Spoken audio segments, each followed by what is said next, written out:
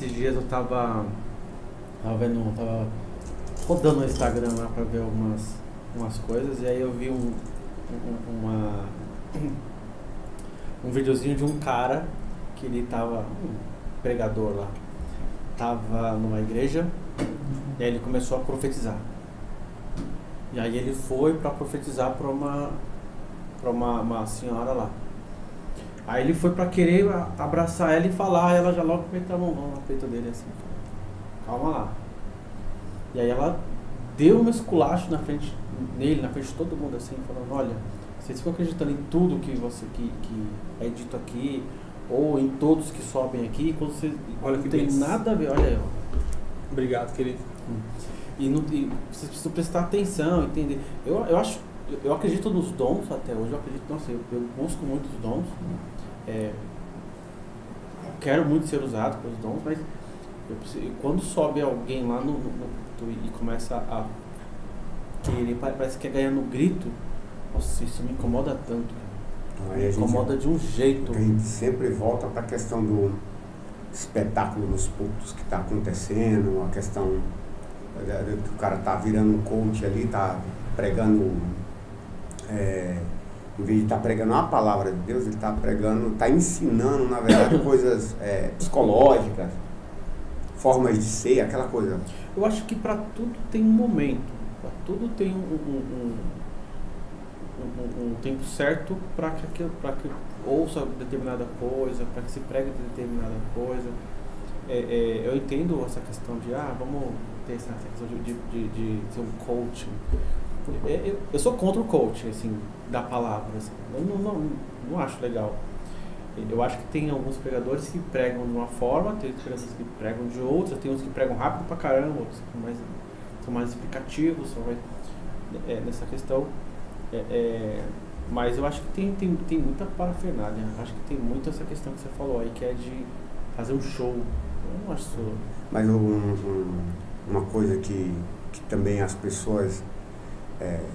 meu irmão, pelo amor de Deus, não vai entender que eu sou sabidão, não, que eu... Pelo amor de Deus, tá repreendido, como a gente fala aqui.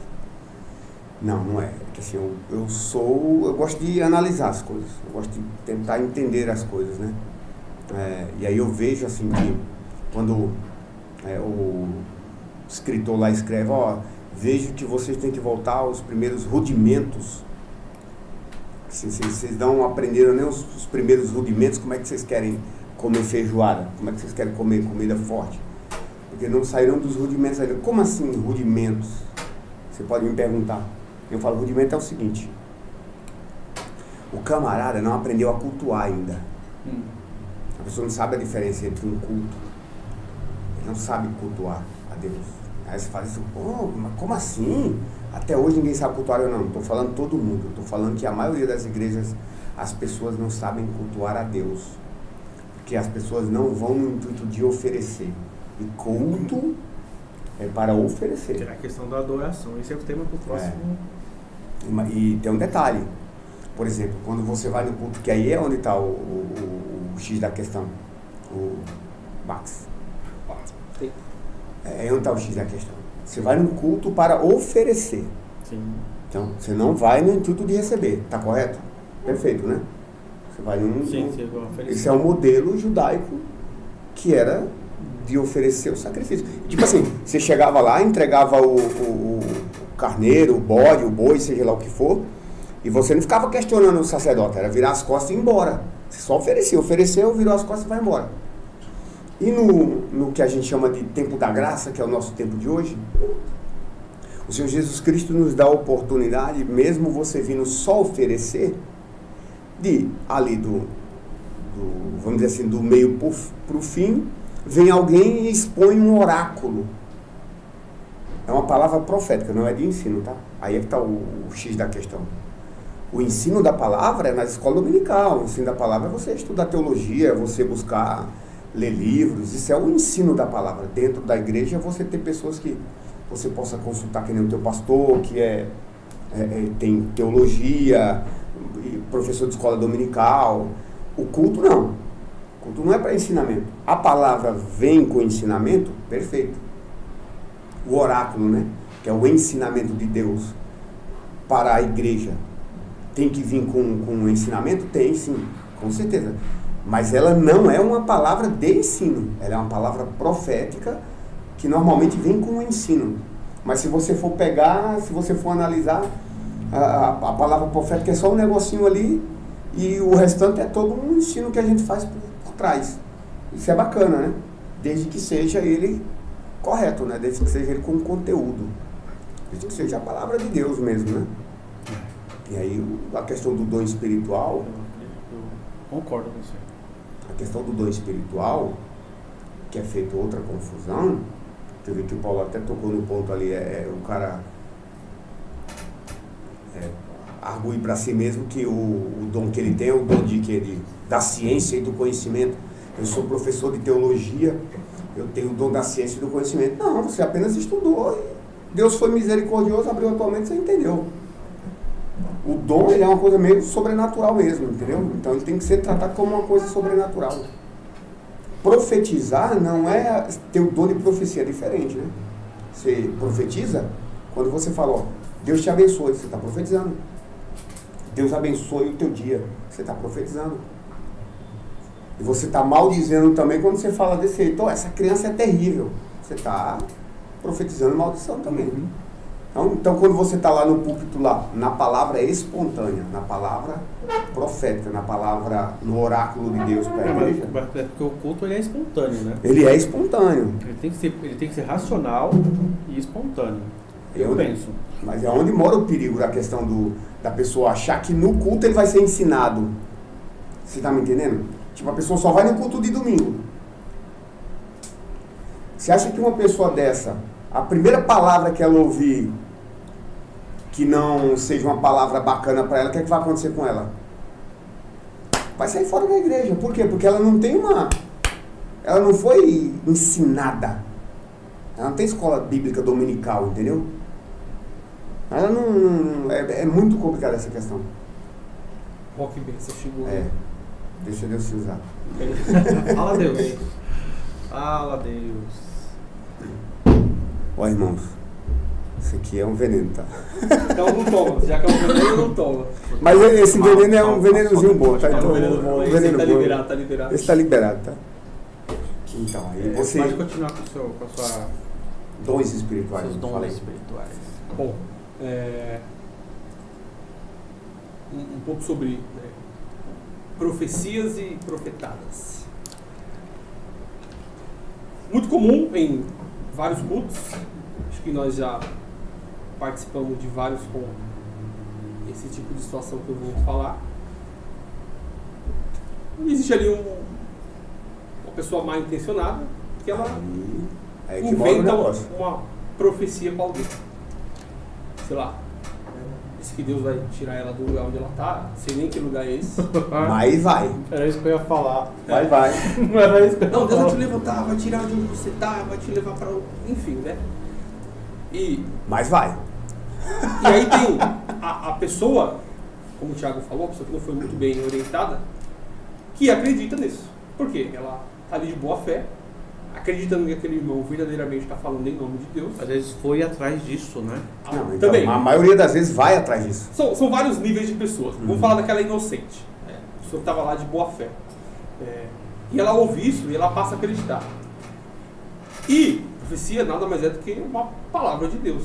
Então a pessoa começa a basear a sua vida em cima daquela palavra. Ela começa a colocar a bússola dela apontada para aquilo que ela ouviu. E o problema é, e se aquilo for uma mentira? Então. Se aquele irmão estava mal intencionado? Se aquela profecia, na verdade, é uma profetada, tirada da cabeça daquele ser humano? É por isso que eu tenho um grande medo de não ter o discernimento de saber. E aí, o que o ser humano tem que fazer? Ah, foi Deus que disse? Tá bom, então amém. Vou esperar se cumprir. Perfeito. E aí tem, acho que talvez eu não sei se tem melhor dom, mas um dom que é muito importante. E que é negligenciado. O dom de discernimento, por exemplo. Digamos que Deus deu para o Maurício o dom de visão, certo? Deus deu para o Maurício o dom de visão. Mas Deus não deu para o Maurício o dom de discernimento. E aí eu vou tentar explicar uma situação aqui que eu aprendi com um amigo meu chamado Leandro. Maurício viu eu como uma mala.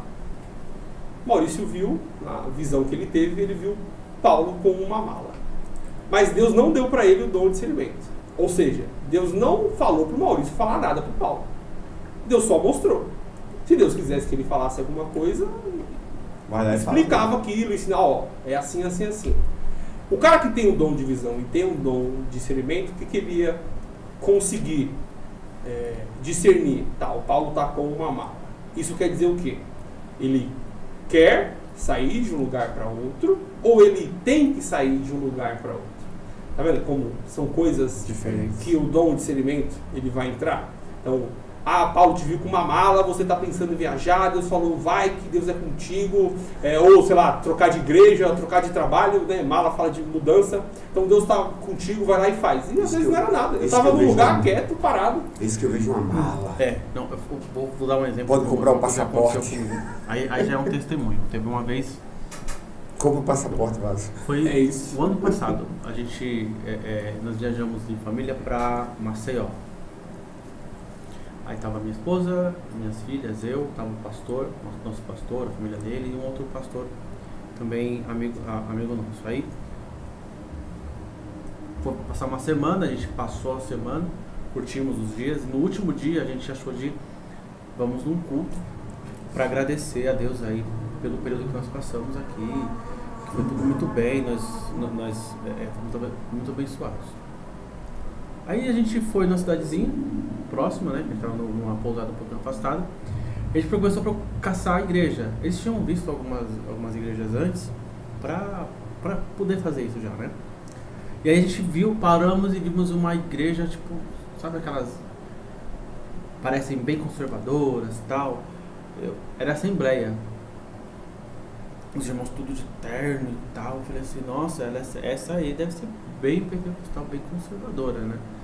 E aí tinha uma outra, assim, a uns 200 metros, assim, mais pra frente. E aí a gente falou, a gente tava pensando em ir nessa mais conservadora, mas a gente falou, não, vamos naquela que é mais simplesinha. E aí a gente, vamos ficar por lá mesmo. A gente nem tava vestido para os moldes deles ali, né? A gente foi numa mais... Pedro e Paulo. Fomos numa mais simples. E eu tava passando por um momento muito complicado na minha vida. Eu tava com várias coisas na cabeça, várias coisas tinham acontecido na minha vida. E aí eu fui em espírito falando, Senhor, eu não sei o que o Senhor quer comigo, eu não sei se o Senhor quer continuar no ministério, eu não sei se o Senhor quer que eu continue na igreja, se o Senhor quer alguma coisa comigo, fala comigo. Mas eu preciso que o Senhor fale. Eu não quero nada por entrelinhas. É para falar direto o preto no branco. Exatamente. Fala direto, da forma certa. Não vem com essa de eis que sou o teu... Não. Fala direto. Aí é mais caro. E aí, em espírito, eu não orei em voz alta, não tinha comentado com ninguém. Só minha esposa e eu, que nós sabíamos o que estava acontecendo e tal. E aí eu tava meio que desanimado já com o ministério e tal, com a igreja. E aí entramos, sentamos no fundo, eu orei. E aí o pastor ele foi lá pra frente, foi sentar, quando ele se apresentou, sou pastor lá de São Paulo. Não, vem aqui, deram honra, né, pro homem de Deus. E foi ele e o outro pastor lá pro culto. E aí ele até pregou ele pregou 5 minutos e equivaleu a todas quase 1 hora que o preletor da noite. Foi uma palavra muito boa. E eu tava ali, sabe? E nessa igreja era uma pastora, que era a presidente, né, que era a líder da igreja. E ela não pregou, ela só... E aí, acabou tudo, rolou tudo que tinha que rolar, os louvores, a pregação, o apelo final. E eu pensei, bom, comigo Deus não quer falar. Entendi que o Senhor não quer falar comigo, vai ser silêncio, então, amém. Vamos voltar para São Paulo e vamos ver o que o Senhor quer falar comigo. A mulher começou a falar, aí a pastora levantou e começou a falar entregar algumas profecias, assim, falando para as pessoas. falou com a pastora que estava com a esposa do outro pastor, né? A pastora não, a esposa do outro pastor. E falou com outras pessoas da Assembleia. E nada. Pra mim, secou. Falei, caramba, acabou, ele não falou. Aí eu falei, tá bom, entendi, é silêncio. Era um tiroteio, saiu bala em todo mundo, menos em você. Eu saí cego no meio da rua, tiroteio pra tudo quanto é lado e nem uma bala pra mim. Sabe aquele cara do filme Hércules que ele fica querendo morrer? Isso não tirou a flecha, né? E aí, nada. Aí a mulher começou a agradecer, começou a agradecer todo mundo, agradecer o pastor que teve que estar lá. Poxa, de São Paulo, que legal, tal. Aí quando ela foi fazer a oração final, ela parou, ficou quieta um pouquinho. Aí ela pegou o microfone e falou assim, eu não sei o que Deus quer falar, eu não sei nem o porquê que... Eu até me emociono. Eu não sei nem porquê que Ele quer que eu fale, mas eu não vou sair daqui sem entregar isso. E aí ela saiu lá do altar, ela apontou o dedo na minha direção e veio andando assim. Você falou que você queria ouvir minha voz. Você falou que você queria que eu falasse com você. Forte. Então, eu sou teu Deus. E eu vou estar com você todo o tempo. Abre sua boca, me adore. Porque eu vou estar contigo o tempo todo. Amém. Você queria me ouvir, então tá aqui sua prova. Forte. E eu fiquei sem chão, assim. Então, uma prova de que eu achei muito louco a situação de eu ter que sair de São Paulo para ir para uma cidadezinha lá no interior do Brasil, sabe? Uma Maceió lá para poder e Deus falar comigo assim, sabe? Eu acho que os dons realmente estão muito presentes nas pessoas certas e quando você está na posição certa, quando você está no seu ambiente de oração, no seu secreto, porque eu não falei para ninguém, eu não quis expor nada pra ninguém. Minha esposa eu sabia nos Minha esposa nem estava na igreja. Tinha ficado na pousada, que tinha ficado com as crianças.